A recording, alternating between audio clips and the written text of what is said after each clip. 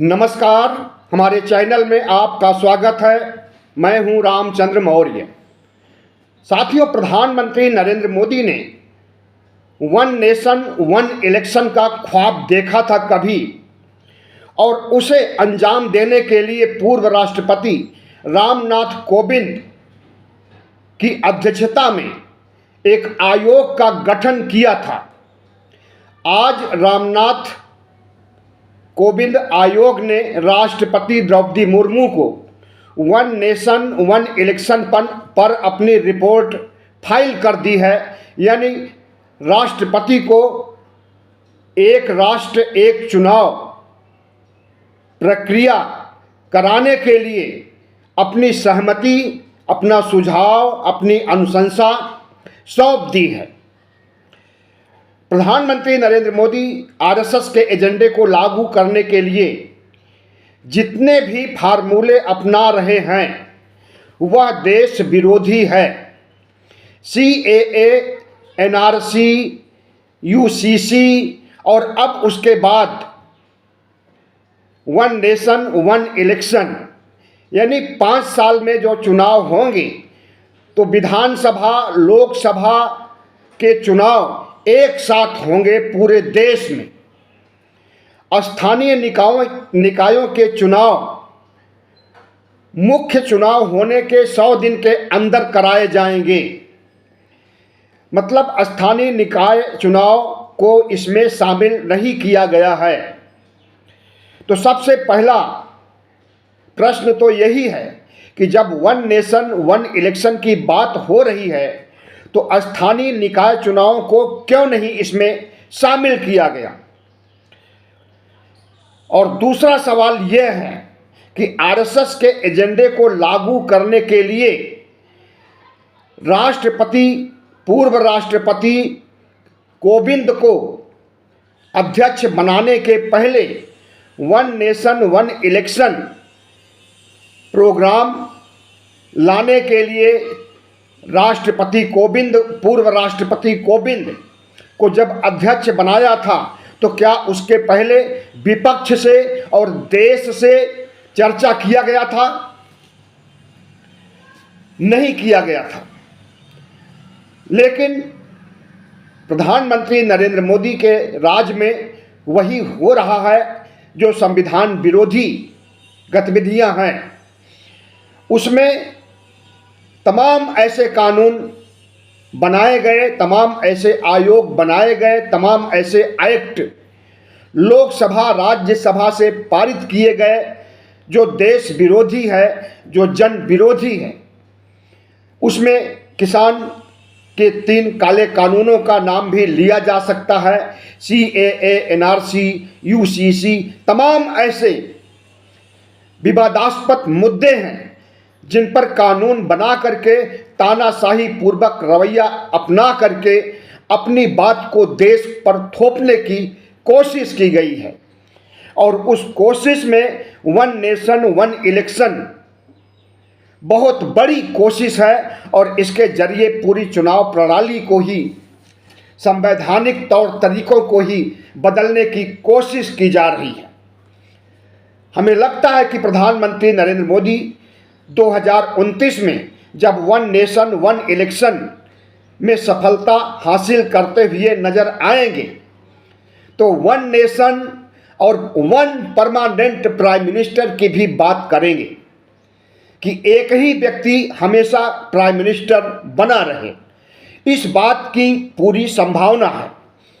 तो जो आज रिपोर्ट सौंपी गई है, अनुशंसाएं सौंपी गई हैं राष्ट्रपति द्रौपदी मुर्मू को, उसमें 18,626 पन्ने हैं और 8 खंडों में बटा हुआ है। 191 दिनों तक तमाम लोगों से चर्चा चली।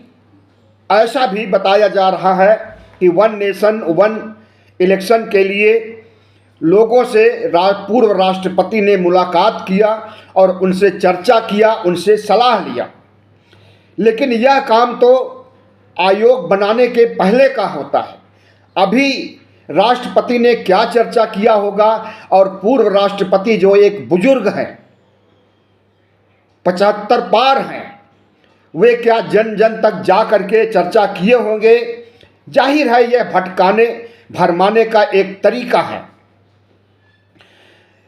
इसके साथ तर्क दिया जा रहा है कि चुनाव पर जो भारी भरकम खर्च आता है और साल भर चुनाव लगे रहते हैं, कभी किसी राज्य के, कभी किसी राज्य के और कभी लोकसभा के चुनाव लगे रहते हैं, तो इससे निजात मिलेगी। भारी भरकम खर्च जो चुनाव पर होता है उससे बचत होगी, मतदाताओं का कीमती वक्त बचेगा, सुरक्षा एजेंसियों का बोझ घटेगा।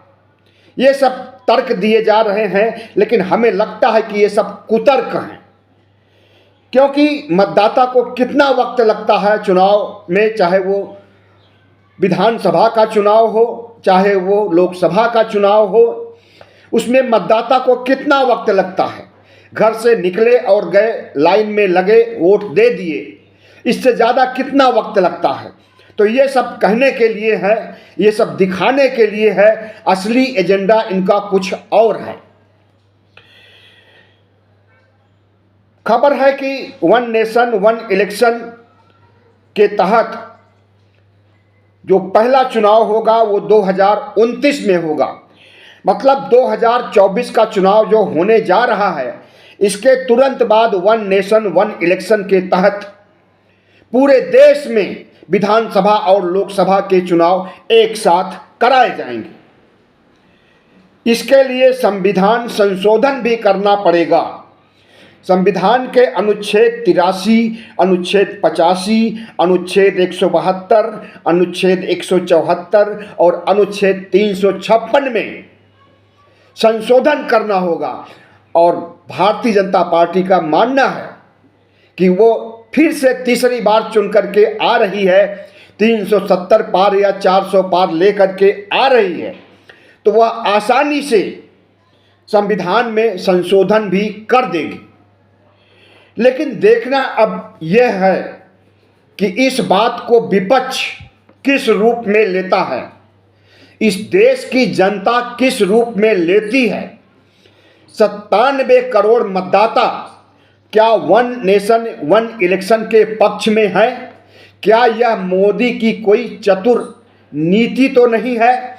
क्या इसके तहत देश को फिर से गुलाम बनाने या देश की प्रजातांत्रिक व्यवस्था को खत्म करने की कोई साजिश तो नहीं रची जा रही है? हमें तो कुछ ऐसा ही लगता है। प्रधानमंत्री नरेंद्र मोदी आरएसएस के एजेंडे को लागू करने के लिए जिस तरह से हिंदू राष्ट्र बनाने के लिए संविधान को खत्म करना चाहते हैं, संविधान को नष्ट करना चाहते हैं और हिंदू राष्ट्र बनाना चाहते हैं, तो उसी दिशा में यह भी कदम माना जा सकता है। प्रधानमंत्री नरेंद्र मोदी को प्रजातंत्र पसंद नहीं है। प्रजातंत्र के, लोकतंत्र के चारों स्तंभों को इन्होंने जर्जर कर दिया है, कमजोर कर दिया है। अब वह एक ढांचा मात्र बना हुआ है और उस ढांचे को भी गिराने के लिए CAA, NRC, UCC, one nation one election जैसे प्रोग्राम लाए जा रहे हैं और इससे संविधान लोकतंत्र को खत्म किया जाएगा और RSS का राज हमेशा हमेशा के लिए स्थापित करने के लिए कोशिशें शुरू हो गई हैं। साथियों, आज 15 मार्च है। सुप्रीम कोर्ट के सख्त निर्देश के अनुसार उसी दिन 24 घंटे के अंदर SBI ने चुनाव आयोग को किन किन लोगों को कितना पैसा इलेक्टोरल बॉन्ड के तहत मिला है, कौन कौन सी कंपनियां कितना पैसा दी हैं, इसे चुनाव आयोग को सौंपने की बात कही थी। और कल यानी 12 मार्च को 13 मार्च को सौंप भी दिया इलेक्शन कमीशन को अपनी रिपोर्ट। और आज 15 तारीख को कहा जा रहा है कि वो चुनाव आयोग कहा नहीं जा रहा है, बल्कि सुप्रीम कोर्ट का फैसला है, सुप्रीम कोर्ट का आदेश है कि इलेक्टोरल बॉन्ड में कितना पैसा किसको मिला है, किस पार्टी को मिला है और किसने दिया है, इसकी पूरी सूचना आज चुनाव आयोग अपने वेबसाइट पर डालने वाला था। इससे एक भूकंप आने की संभावना थी, राजनीतिक सियासी भूकंप, जिसके तहत पता चलता कि प्रधानमंत्री नरेंद्र मोदी की भारतीय जनता पार्टी ने कितनी उगाही की है, कारपोरेट सेक्टर से कितना धन लिया है चुनाव लड़ने के लिए, सांसद विधायक खरीदने के लिए और अनुचित गतिविधियों पर उपयोग करने के लिए। भारतीय जनता पार्टी के तमाम कार्यालय, गगनचुंबी कार्यालय, 5 स्टार कार्यालय देश के तमाम जिलों में बनाने के लिए जितना अकूत पैसा खर्च किया गया है, उस सब का पूरा काला चिट्ठा आज पेश होने वाला था। और उसे दबाने के लिए, उसे खबरों में न आने देने के लिए आज वन नेशन वन इलेक्शन का फार्मूला पेश कर दिया रामनाथ कोविंद के माध्यम से। तो अब लोग चर्चा करेंगे वन नेशन वन इलेक्शन पर और प्रधानमंत्री नरेंद्र मोदी की पार्टी को कितना अकूत धन कारपोरेट से मिला है, इस पर कोई चर्चा नहीं करेगा। तो इसी हेडलाइन को दबाने के लिए यह एक कोशिश मानी जा रही। बहुत बहुत धन्यवाद। हमारे चैनल को सब्सक्राइब कीजिएगा, लाइक कीजिएगा और शेयर कीजिएगा।